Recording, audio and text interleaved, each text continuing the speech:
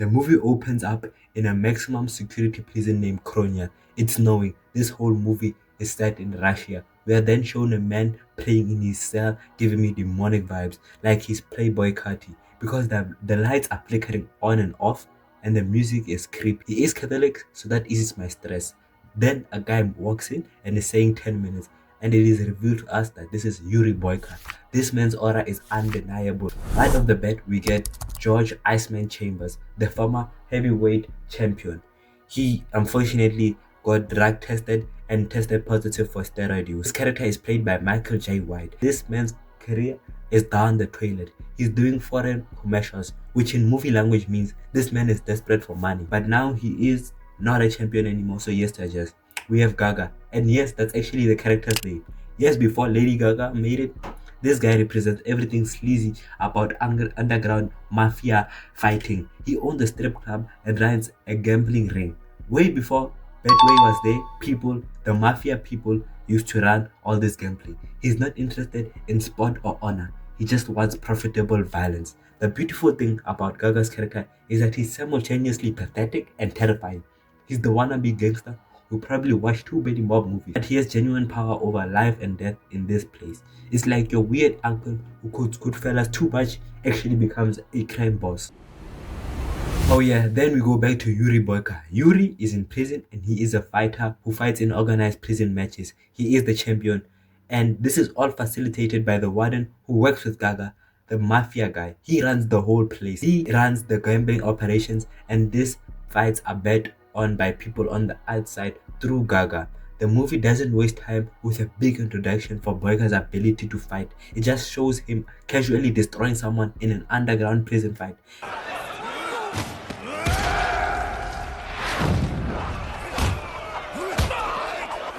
And you absolutely understand that this man is not human. He's a weapon that learned how to talk. Literally, when I was growing up, I thought I could be the next Boyka for real. The man throws kicks that defy physics. Luckily, I did not break my leg trying to attempt this. At the same time Yuri is fighting, George Chambers is getting framed by Gaga, who sends his boys to put cocaine in his belongings. George comes back to his hotel and runs into the boys that are trying to frame him in his room, and then they fight. George gets knocked out. When he wakes up, the police are in the room trying to investigate, and guess what they find? Cocaine. These cops seem like they got paid off because they immediately Charged 6 years ago. The former heavyweight champion of the world was also cautioned in 1993 over the possession of illegal painkillers. Our sources have indicated that the quantity of narcotics involved without proper investigation, and he is found guilty of cocaine possession in Russia.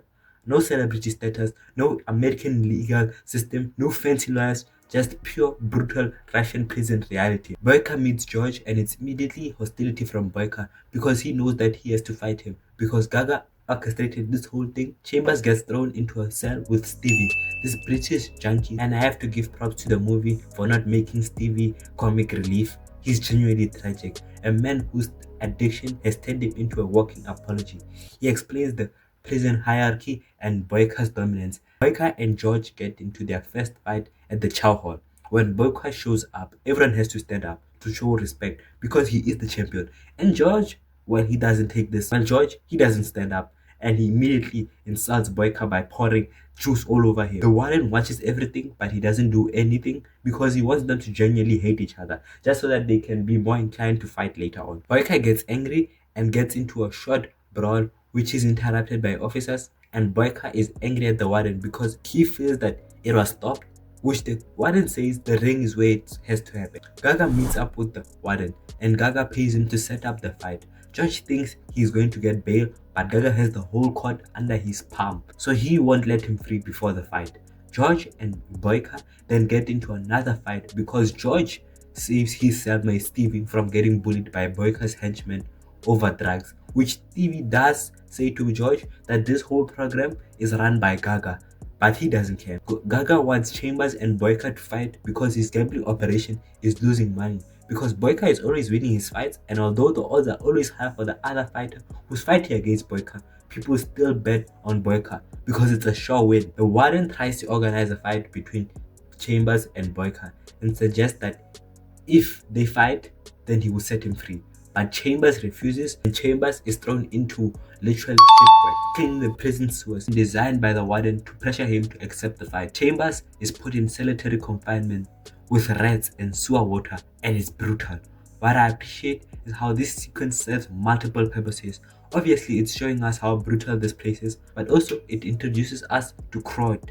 The wheelchair-bound former Russian commando got paralyzed in an attempt to escape and ended up killing a prison warden. So he is cooked. Chambers is then brought to Gaga, the big boss, and when he brings out that ridiculous caviar and start talking about business arrangements, you can see Chamber realizing that he is not dealing with no prison. He's dealing with a criminal enterprise that happens to have cells and can set him free if he wins. He then accepts the fight, hoping that if he fights, he's going to get released. Boyka hears this and starts training like he's preparing for war, not a fight. Boyka is perfecting his art. One man is desperate, the other one is confident in his superiority. He set up the fight as this big sporting event, complete with international betting and live streaming. Way before Kick was there, suddenly this prison becomes the center of global underground fighting network. It's entertainment for wealthy criminals. It's giving me Squid Games vibes.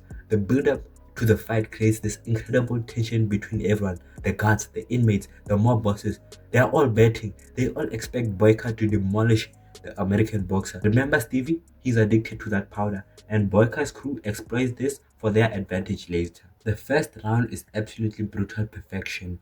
Chambers is relying on pure boxing technique, which actually holds its own. He's keeping distance, using his jabs, making Boyka work for every exchange. For a few minutes, you actually believe that this former champion will actually take down this martial arts machine. And then Boyka drops. The first time anyone has ever knocked out Yuri Boyka, and it's actually from an American boxer. The crowd goes silent for just a moment. The myth of invincibility cracks. But here's where it gets crazy. TV, under threat from Boyka's crew, spikes the water with sedatives. This isn't about fair competition, it's about maintaining the established order. They can't let an American boxer upset the entire system.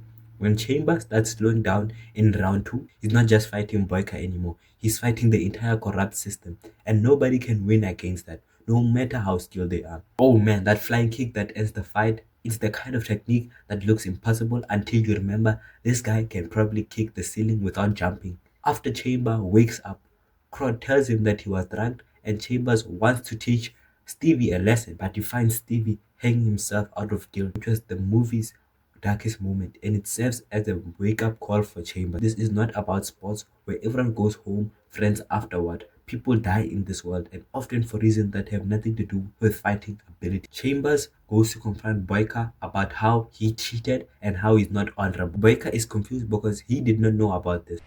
I am the best fighter in the world. I do not need you junkie friends to help me win. Now, in any other movie, this would be laughable villain boasting. The warden then steps in and George insults the warden because he thought if he fought, he was going to get released. The warden punishes him. Boyka isn't entirely without honor. When he discovers his men drugged Chambers, he kills them both. Not because he likes Americans, but because they tainted his victory. For Boyka, being the most complete fighter means winning clean or the victory is meaningless.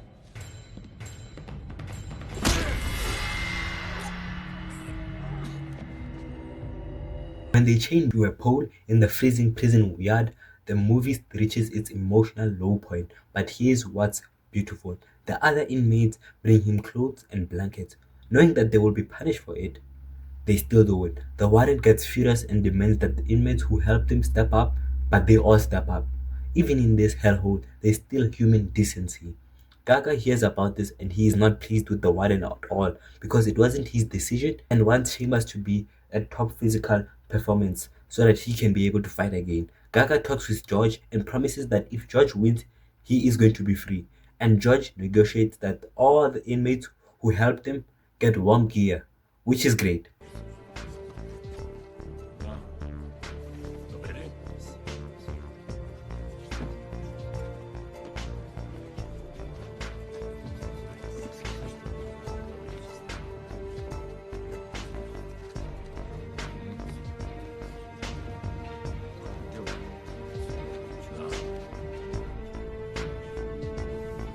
The training montage with Crot is where the movie becomes genuinely inspiring. He is this paralyzed former soldier teaching an American boxer how to fight like a Russian warrior. These techniques look basic compared to Boyka's flashy moves, but they are practical and effective. Kron's backstory adds depth to everything. He sacrificed his freedom for his brother's future and sacrificed his mobility trying to escape, and now he's sacrificing his safety to help Chambers. The rematch is everything that the first fight should have been. Two elite fighters at full strength, testing every aspect of their ability. Chambers has adapted, incorporating grappling, joint locks with his boxing foundation. Boyka is still the most complete fighter, but now Chambers has tools to compete in every area. The fight choreography is absolutely insane. Chambers realizes that he can't knock out Boyka. The man's too tough, too skilled, too determined, so he adapts his strategy. If he can't end the fight with strikes, he will end it with technique. Chambers ends it with a leg break finish that is brutal and perfect. Yes, George. Harder. But pressing you harder is gonna break.